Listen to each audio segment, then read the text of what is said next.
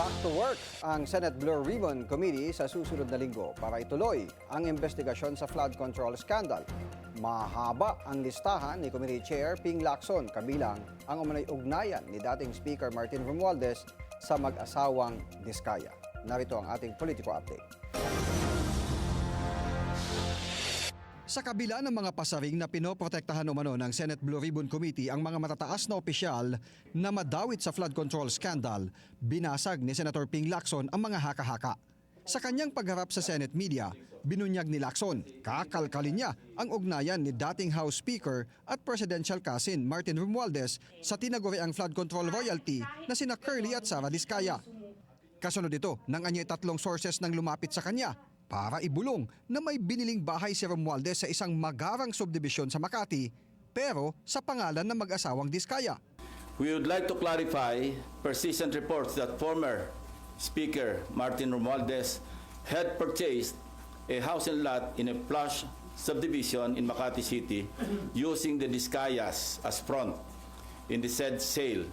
If verified to be true, this could possibly establish a direct connection between the former speaker and the Diskayas.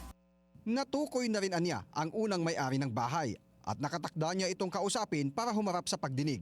Kapag napatunayan daw ay mai-establish na ang direktang ugnayan ni Romualdez sa mga Diskaya at maaring pagsimulan ng investigasyon kina Romualdez at sa mga Diskaya na anyay naka-corner ng mga kontrata mula 2016 hanggang 2025 na aabot ng higit sa 207.5 billion pesos.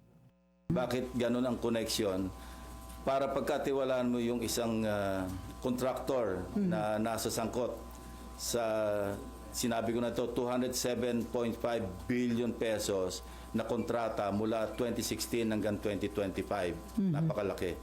So kung merong koneksyon, dapat na maliwanagan natin kung bakit ganun kalakas ang tiwala para ipagkatiwala mo yung pagbili ng isang house and lot sa isang subdivision, sikat na subdivision sa Makati City.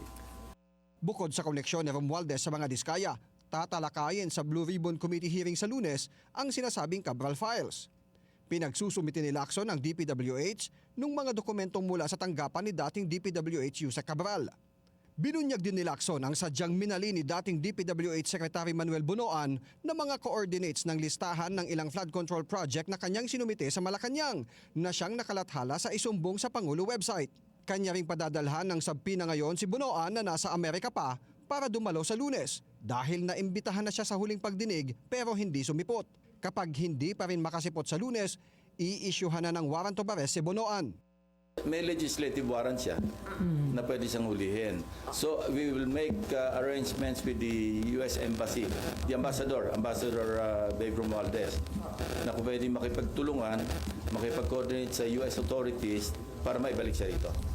Isa pa sa kakalkalin sa Lunes ay ang natanggap ni Lacson na impormasyon na may hakbang si dating PNP Chief at ngayon MMDA General Manager Nicolas Torre III para ilagay sa kanyang kustodiya si dating DPWH Yusek Roberto Bernardo na nag-apply para maging state witness sa flood control scandal.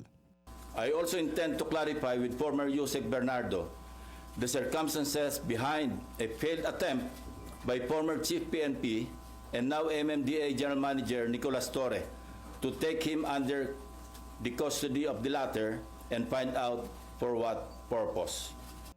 Ika-clarify din ni Senator Ping sa mga tinaguriang BGC boys ang unang napaulat na babawiin nila ang mga naging pahayag sa Blue Ribbon Committee. Lilimitahan lang anya ang mga imbitahan sa Lunes para nakapokus sa mga mahalagang isyu ang matatalakay sa pagdinig.